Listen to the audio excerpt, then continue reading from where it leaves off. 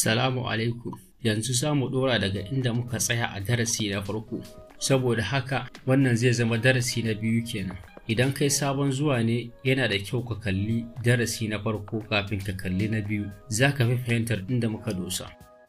Kamar yadda kuke gani, mun tsaya bayan kammala sa samfurin ƙera website ko bayan installing ɗin theme ko template. Abinda za mu ɗora da shi yanzu shine editing ɗin ilahirin waɗannan rubuce-rubuce da kuke gani na website mu.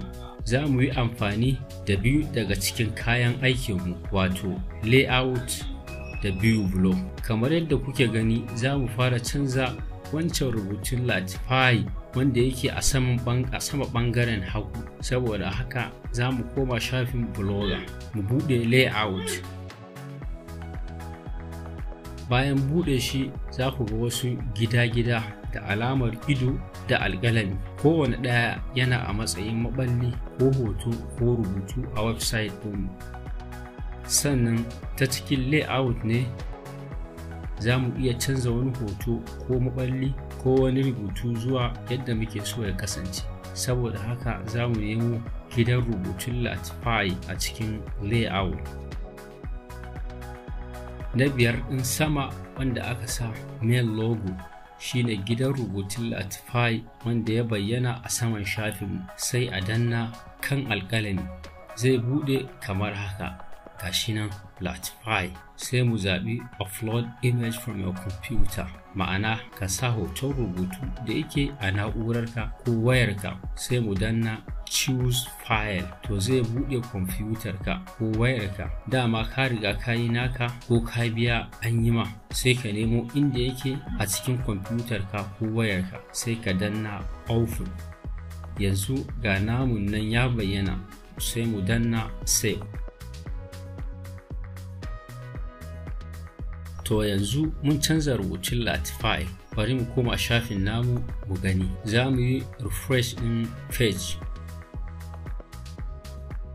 Yawwa, kimiyyar na'ura. Idan muka yi ƙasan shafinmu, akwai wani rubutun Latify. Shi ma za mu canza shi kamar yadda muka canza na sama. Za mu koma layout, sai mu yi ƙasa. Gidan da aka sa about section, nan ne gidan rubutun Latify na ƙasan website ɗin. Saboda haka shi ma za mu canza shi kamar yadda muka canza na sama. Sai mu danna alƙalami.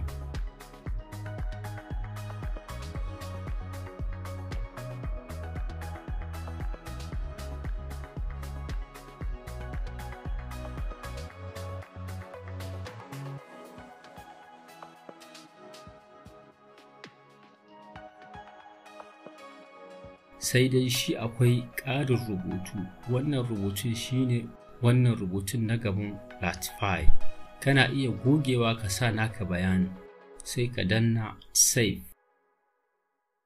Kamar yadda kuke gani, yanzu mun canza sunan Latify zuwa kimiyyar na'ura. Saboda haka za mu tsaya nan. Dalili kuwa shine akwai waɗanda ba za su iya haɗa hoton rubutun da muka gama nunawa ba. Saboda haka darasi na gaba za mu koyar da yadda kowa zai yi nashi a wayarsa ta Android, sannan mu ci gaba. Wassalamu alaikum wa rahmatullahi ta'ala wa barakatuh.